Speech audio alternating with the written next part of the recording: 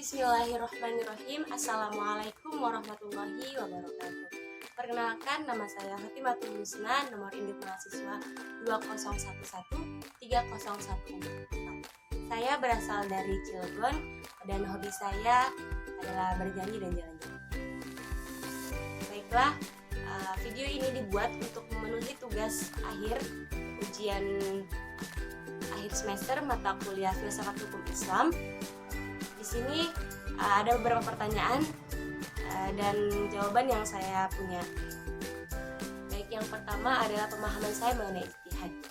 Nah, yang saya ketahui mengenai ijtihad itu adalah salah satu dari ketiga sumber hukum Islam. Yang mana yang pertama sumber hukum Islam itu kan ada tiga. Yang pertama itu ada Al-Quran, hadis, dan yang ketiga itu ada ijtihad. Nah, lebih jelasnya ijtihad itu adalah mencurahkan semua kemampuan dalam mencari syariat dengan menggunakan metode tertentu. Artinya adalah ketika sebuah permasalahan atau hukum yang belum jelas, yang belum ada dalam Al-Quran dan hadis, maka permasalahan itu atau hukum itu akan dikupas, akan dicari dengan menggunakan metode ijtihad. Seperti itu. Kemudian orang yang melakukan ijtihad itu juga disebut dengan mujtahid.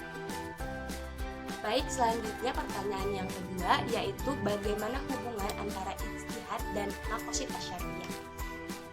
Sebelumnya, ijtihad dan maqasid asyariyah ini adalah dua hal yang tidak bisa dipisahkan atau dua hal yang saling berhubungan. Mengapa demikian? Perlu kita ketahui bahwasannya maqasid asyariyah dari segi bahasa itu berarti maksud atau tujuan disyariatkannya hukum Islam.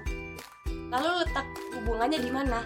Jadi ketika seorang mujtahid atau orang yang berijtihad itu hendak memecahkan sebuah masalah atau menemukan sebuah hukum yang tidak ada dalam Al-Quran dan hadis, maka mujtahid tersebut harus mengetahui dulu apa tujuan dan maksud dari hukum yang disyariatkan tersebut.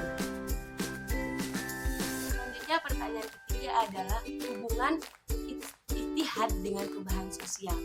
Baik, bukan hanya maqasid asyariah dan ijtihad saja saling berhubungan. Ternyata ijtihad dan perubahan sosial juga sama saling berhubungannya. Lebih tepatnya adalah dalam pelaksanaan ijtihad, faktor-faktor yang ada faktor-faktor yang harus diperhatikan. Nah, salah satunya adalah faktor perubahan sosial.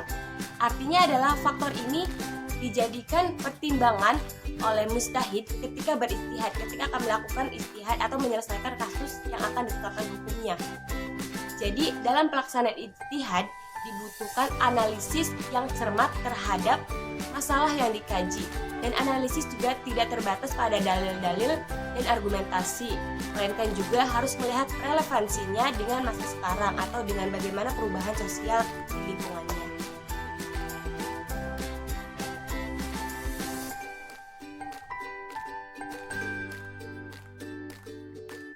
Pertanyaan yang terakhir adalah bagaimana kesan Anda mempelajari mata kuliah Filsafat Hukum Islam? Mempelajari mata kuliah Filsafat Hukum Islam ini sangat bermanfaat tentunya bagi kami para mahasiswa yang mengambil jurusan hukum.